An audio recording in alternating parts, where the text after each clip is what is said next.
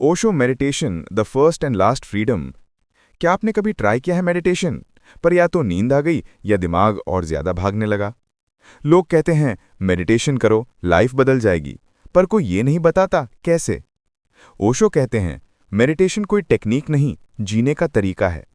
आज इस वीडियो में हम ओशो की एक पावरफुल किताब meditation the first and last freedom को इतना सिंपल बना देंगे कि आप वीडियो खत्म होते ही मेडिटेशन शुरू कर पाओगे।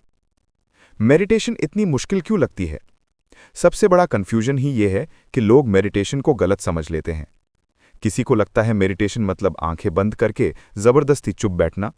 किसी को लगता है कि माइंड बिल्कुल ब्लैंक हो जाना चाहिए, और जब थॉट्स आते हैं तो वो सोचते हैं मेरे से तो हो ही नहीं सकती मेडिटेशन। ओशो यहीं से शुरुआत करते हैं। वो कहते हैं प्रॉब्लम आपके थॉट्स नहीं है, प्रॉब्लम आपकी एक्सपेक्टेशन है।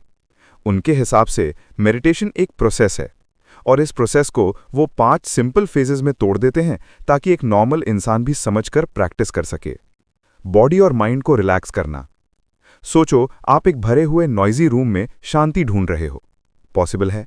मुश्किल है। वैसे ही जब तक बॉडी टाइट है, माइंड टेंशन से भरा हुआ है, तब तक सीधा साइलेंस में जंप करना ऑलमोस्ट इम्पॉसिबल है। ओशो कहते हैं पहला स्टेप है तैयारी। अपने बॉडी को रिलैक्स करो, सांस को धीरे धीरे गहरा लो, थोड़ा स्ट्रेच, थोड़ा वॉक, थोड़ा स्लो ब्रीदिंग। ओशो का पॉइंट सिंपल है, जब बॉडी हल्का हो जाता है तो माइंड को भी शांत होने का मौका मिलता है। यानी मेडिटेशन कोई फोर्स नहीं, बल्कि रिलैक्सेशन से शुरू होती है।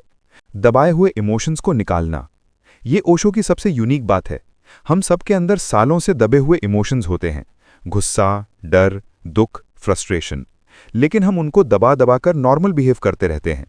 ओशो कहते हैं पहले अंदर का कचरा बाहर आना जरूरी है।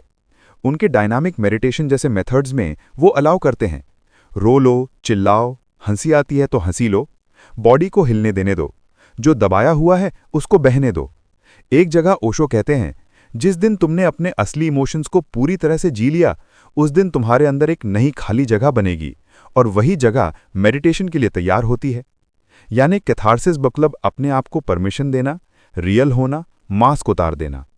जब यह बोझ हल्का पड़ता है तब अंदर साइलेंस के लिए स्पेस बनने लगता है। अवेयरनेस पर ध्यान लाना। अब जब बॉडी रिलैक्स हो गई, इमोशंस हल्का हो गए, तब ओशो अगला कदम बताते हैं, अवेयरनेस।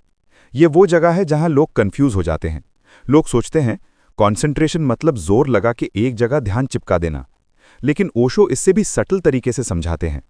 वो कहते हैं ध्यान सांस पर ले आओ, बॉडी की सेंसेशंस को महसूस करो, दिल की धड़कन, बॉडी का वेट, कपड़ों का स्पर्श, सब ऑब्जर्व करो। इस स्टेज में आप प्रेजेंट मोमेंट से कनेक्ट होने लगते हो। ये कोई जबरदस्ती नहीं, ये एक जेंटल अवेयरनेस है, जैसे आप दूर से खड़े होके अपने ही थॉट्स को देख रहे हो। यहां से एक नई आदत बनने लगती है, रिएक्शन से ज्यादा ऑब्जर्वेशन। अब आती है वो स्टेज जिसे ओशो सच्ची मेडिटेशन कहते हैं। यहां आप कुछ कर नहीं रहे होते, आप सिर्फ देख रहे होते हो। थॉट्स आ रहे हैं, आने दो।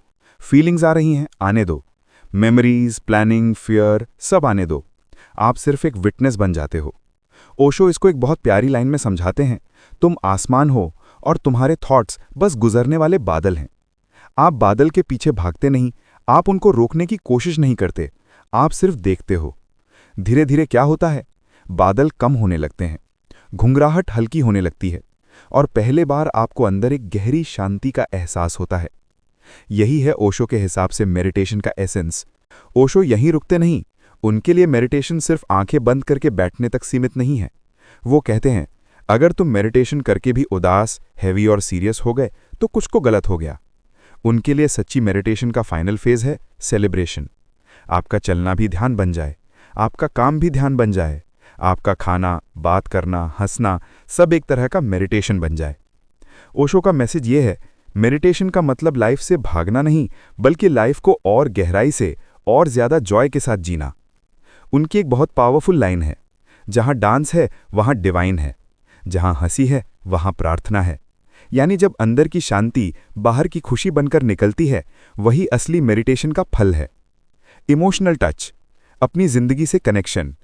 अगर आप भी उन लोगों में हो जो रात को सोते वक्त थक जाते हैं बॉडी से, पर दिमाग फिर भी नहीं रुकता, जो दिन भर लोगों के बीच रहते हैं पर फिर भी अंदर से अकेला महसूस करते हैं, जो कभी कभी सोचते हैं यार मैं खुद से ही डिस्कनेक्टेड हो गया हूं, तो ओशो की ये किताब आपके लिए एक सिंपल इनविटेशन है अपने आप से वापस मिलने का, अपने इमोशंस को एक्सेप्ट करने का और धीरे धीरे बिना फोर्स अपने अंदर एक शांत प्यारा सा स्पेस बनाने का। ये किताब आपको कोई रूल बुक नहीं देती, बल्कि एक जर्नी देती है जहां आप खुद को समझना शुरू करते हो। लेसन 1, मेडिटेशन कोई टेक्निक नहीं, एक एटीट्यूड है। ओशो कहते हैं मेडिटेशन कोई काम नहीं जो तुम करते हो, ये तुम्हारा होना है जो बदल जाता है। लेसन 2, पहले एक्सेप्टेंस फिर साइलेंस। जब तक आप अपने गुस्से, दुख, डर को एक्सेप्ट नहीं करते, तब तक साइलेंस सिर्फ एक्टिंग रहेगा। Lesson 3, witnessing is the key. Osho कहते हैं जिस पल तुम सिर्फ देखने वाले बन गए, उस पल तुम आजाद हो गए। Lesson 4, real spirituality is joyful. अगर स्पिरिचुअल बनकर आप ज्यादा हेवी, जजमेंटल या डिप्रेस्ड हो जाओ तो कुछ तो गड़बड़ है। लेसन 5, छोटा शुरू करो पर रोज करो। सिर्फ 10 मिनट रोज बैठो, सांस देखने की प्रैक्टिस करो। धीरे धीरे ये 10 मिनट आपकी पूरी जिंदगी का फ्लेवर बदल देंगे। ये किताब हमें ये सिखाती है कि मेडिटेशन कोई लग्जरी नहीं, ये एक ज़रूरत है आज की फास्ट, नॉइजी, स्ट्रेस्ड दुनिया के लिए।